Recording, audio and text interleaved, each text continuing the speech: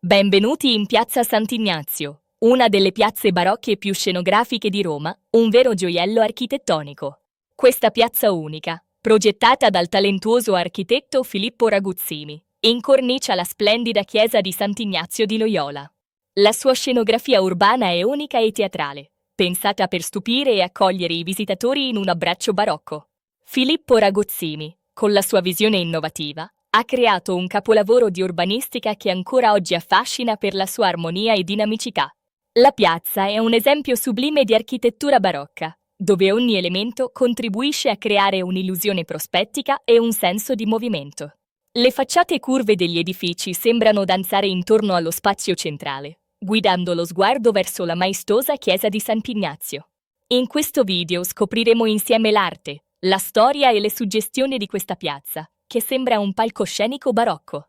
La chiesa di Sant'Ignazio di Loyola, con la sua facciata imponente, è il fulcro visivo e spirituale di questo straordinario complesso urbano. Ogni angolo della piazza racconta secoli di storia romana, dalle sue origini alla sua evoluzione come centro culturale e artistico.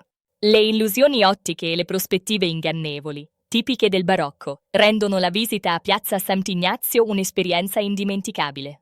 È un luogo dove l'arte si fonde con l'architettura per creare un'atmosfera magica, trasportandoci indietro nel tempo.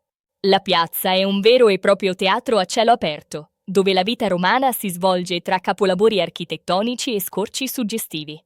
Vi invitiamo a passeggiare tra le sue vie, ad ammirare i dettagli e a lasciarvi incantare dalla sua bellezza senza tempo.